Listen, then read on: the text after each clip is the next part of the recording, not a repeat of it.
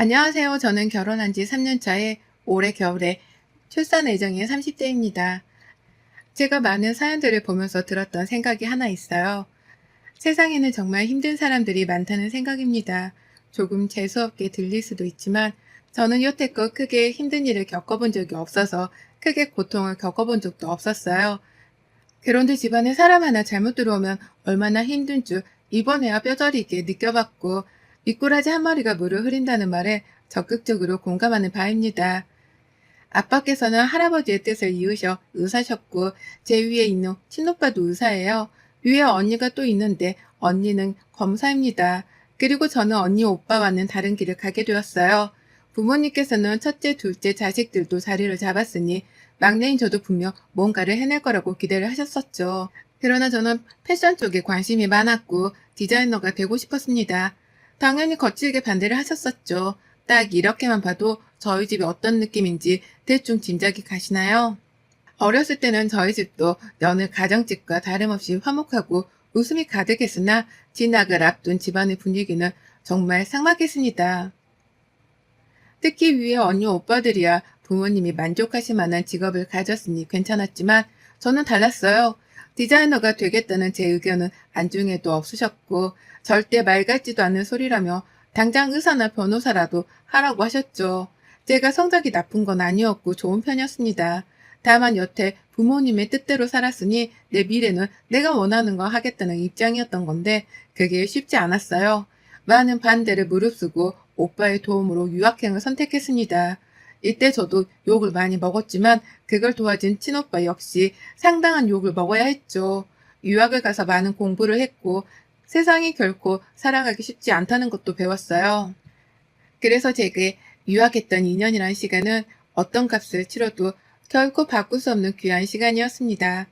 돌아와서 제가 원하는 패션 쪽 디자이너로 일을 할 수 있었고 나름 브랜드 쪽에서 알아주는 디자이너가 되었습니다. 제 나름대로 성공의 기준을 정해뒀는데 그 기준에 미치게 되었고 전체 삶이 좋았죠.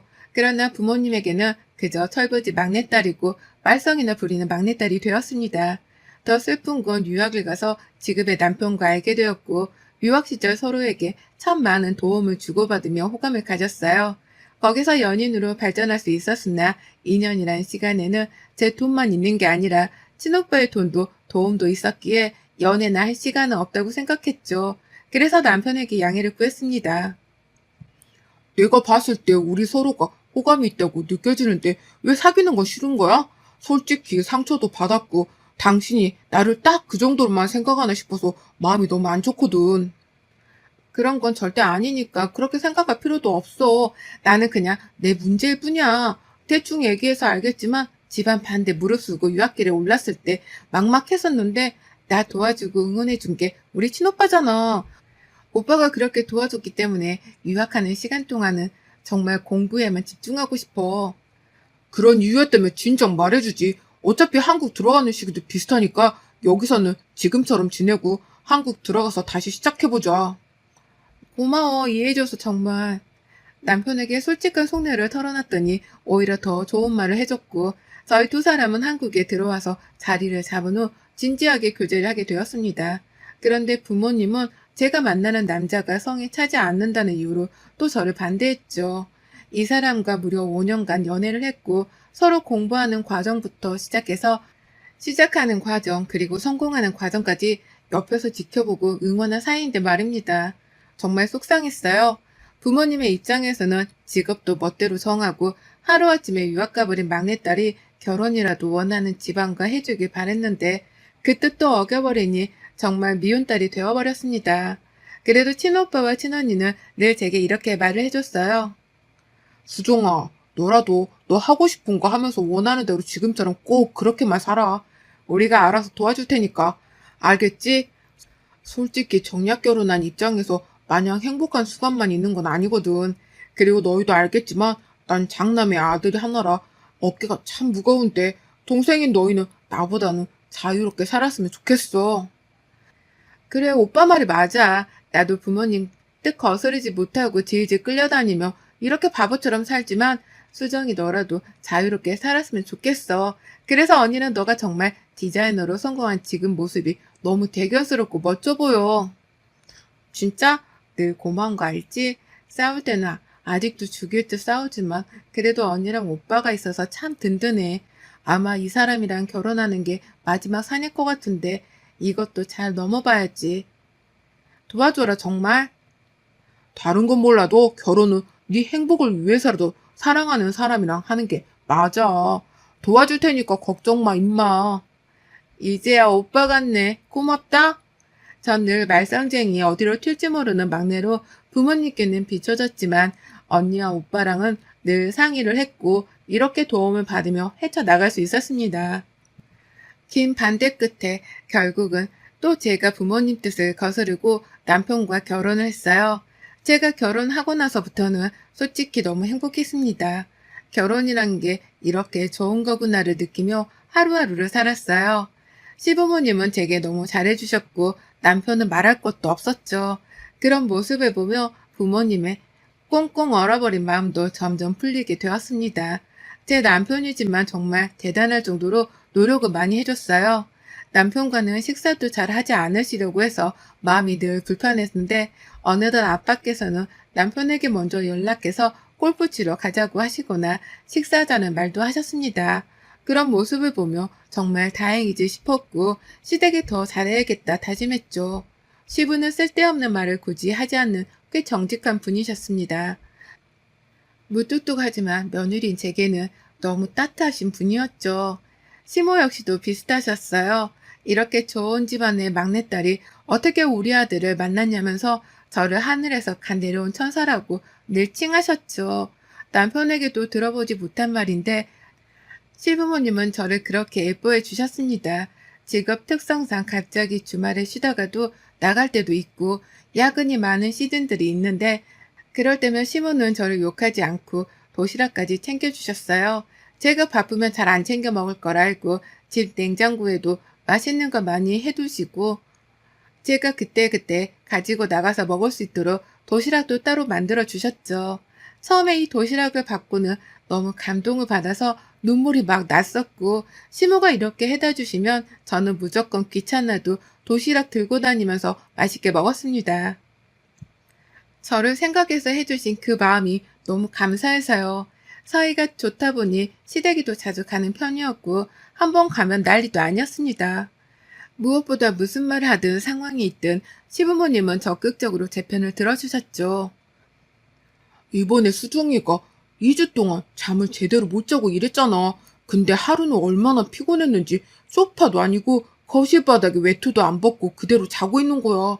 화장도 안 지우고 자고 있어서 안쓰럽다고 생각하려고 하는 순간에 식탁을 보니까 컵라면 먹은 거랑 삼각김밥 먹은 게 있더라. 그래서 혼냈어, 내가. 아, 뭐야. 왜 그런 말을 해. 매일 그러는 줄 아시겠네. 야, 준서가. 너무 배고픈데 피곤하니까 세상에 옷도 못 벗고 그냥 대충 컵라면으로 때우고 겨우 잠든 건데 그걸 혼내고 그러냐? 사람이 얼마나 피곤하면 그러겠어. 거기다 수정이 얘 힘들면 밥도 안 먹고 자는데 오죽 배가 고팠으면 그러고 라면을 먹었겠냐. 듣기에 짠해 죽겠는데 왜 혼내? 그러게 말이야. 너나 잘해, 이 자식아.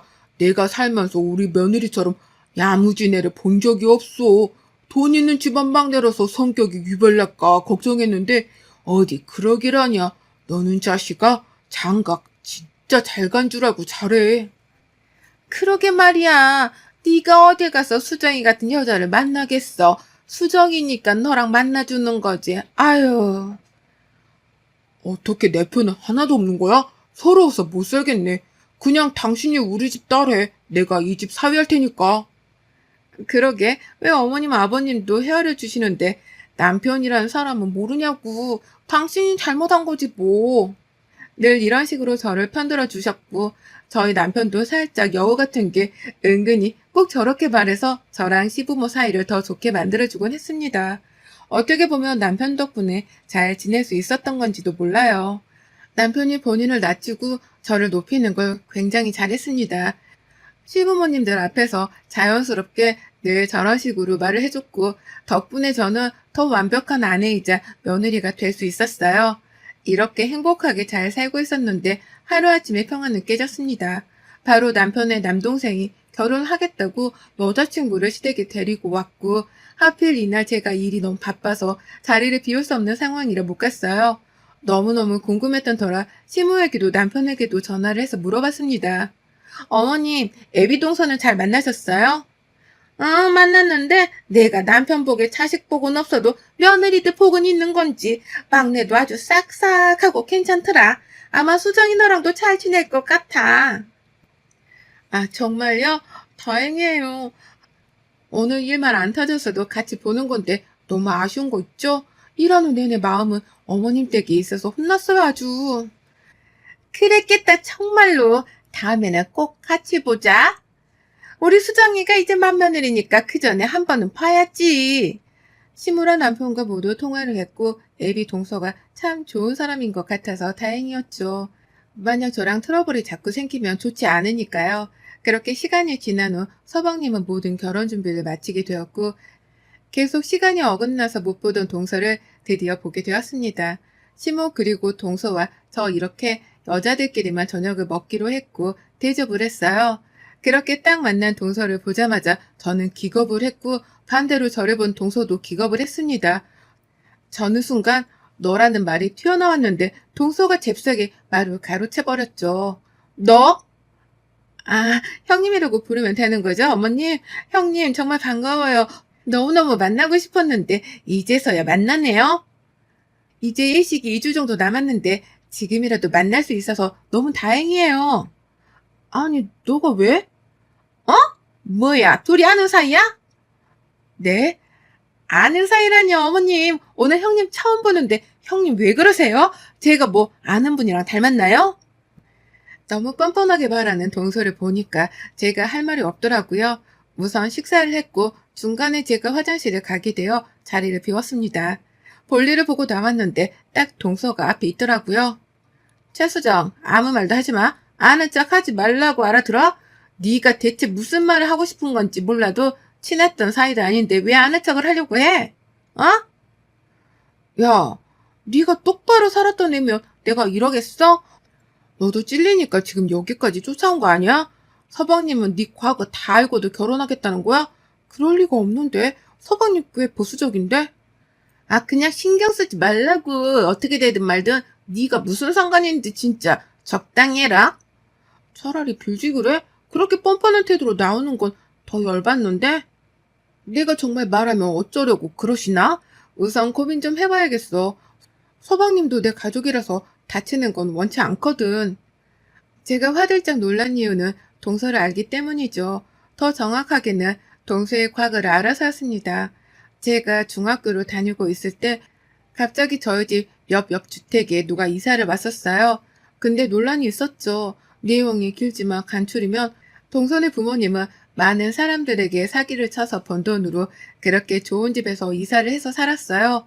그리고 동서는 부잣집 외동딸 행세를 하며 학교를 다녔었죠. 세상에 비밀은 없고 죄를 지었으면 죄값을 치르는 게 너무나 당연한 일이잖아요. 결국 그 부자 행세를 하면서도 많은 사람들에게 사기를 치던 동선의 부모님은 징역을 살게 되었고 동서는 하루아침에 소리소문도 없이 사라졌습니다. 한동안 동네에서는 정말 난리도 아니었던 일이었는데 그랬던 동서가 눈앞에 나타나니 얼마나 놀라웠겠어요. 저는 이 사실을 알면서도 숨긴 건 옳지 않다고 판단했고 남편에게 조심스레 말했습니다. 오늘 동서를 봤는데 내가 알던 사람이더라고. 나 중학생 때 우리 동네로 이사 왔거든. 아, 집이 잘 산다고 하더니 역시 그랬구나. 아니, 그게 문제가 아니라 근데 그게 다 동선의 부모님이 사기쳐서 번 돈으로 부자 행세하고 다니던 거였고 동서도 학교에서 부잣집 외동딸로 살았거든.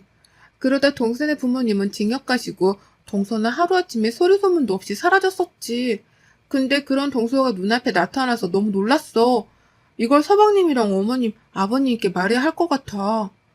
그럴 리가? 정말 잘 산다고 하던데 뭔가 비슷해서 착각한 거 아닐까? 아니래도 걔가 이름도 바꾸고 다 바꿨지만 못 바꾼 게 하나 있는데 얼굴도 뜯어 고쳤어. 본 모습은 남아있었고 무엇보다 목 뒤에 큰 점이 있었는데 그거 그대로 있었어. 그뿐이야? 나 화장실 가니까 쫓아와서 아무 말 하지 말라고 거의 협박하던데? 그게 정말이야? 아, 그럼 말하고 알아봐야지. 그렇게 결혼하게 두면 안 돼. 남편은 처음에는 믿지 못하는 눈치였지만 이어서 말하는 제 말을 듣고는 뭔가 이상하다고 말하자고 했습니다. 그렇게 저희 부부는 시댁에 가서 서방님을 불러 이 사실을 말했어요. 제 얘기를 모두 듣고는 서방님이 발끈했죠. 그럴 리가 없어요. 제가 장인 장모님도 모두 만났었고 절대 그러실 분들이 아니에요. 뭔가 비슷한 사람들이랑 착각하셨겠죠. 저희 결혼할 때 비용도 그쪽에서 거의 부담하는데 사기로 징역 살다 온 사람들이 그 많은 돈이 어디 있겠어요? 전 제가 알고 있는 모든 사실을 말해준 거예요. 알면서도 모른 척 하는 건 정말 아닌 것 같아서요. 다만 선택은 서방님이 하실 몫이겠죠. 저한테 따라와서 그렇게 얘기까지 했으면 본인이라고 자백한 거나 다름없는데 그래도 못 믿겠다면 어쩔 수 없죠. 신중해야 해. 작정하고 속이면 왜 안 속겠어? 내일 당장 막내 불러서 다 같이 얘기하자. 결국 시부모는 신중할 문제라며 방방 뛰는 서방님을 진정시켰고 동서를 불러다가 다 같이 대화를 나누기로 했습니다. 어차피 다음날도 시댁에 와야 하는 상황이라 저희 부부는 시댁에서 하루를 묵었어요. 자고 있는데 누군가 저를 막 흔들어 깨웠고 눈 떠보니 동서였죠. 야, 너 내가 아무 말 하지 말라고 했지? 근데 다 말했더라? 시간이 얼마나 지났는데 우리 집이 아직도 그렇게 살 것 같아? 넌 내가 바보 같니? 그렇게 당당하며 가족들 앞에서 말해. 왜 자는 사람 방에 몰래 들어와서 이러고 있는 건데? 지금 네 모습 자체가 나 굉장히 두려워요. 무서워요 하고 있는 건 알지? 너 두고 보자. 내가 찍소리 안 하고 형님 대접하려고 했는데 아무래도 넌 가만둘 수 없겠다. 그래 어디 두고 볼게. 최선을 다해봐. 동서는 가족들과의 대화에서 솔직하게 말을 하더라고요. 형님 말이 다 맞아요. 저는 너무 어려서 잘 몰랐었죠. 근데 원래 부유하게 살았었고 투자하다 뭐가 잘못되면서 사기로 넘어가셨다고 하더라고요. 부모님 그렇게 징역 사셨고 저는 지인분들 보호 아래 다른 곳에서 새 출발하면서 살았어요.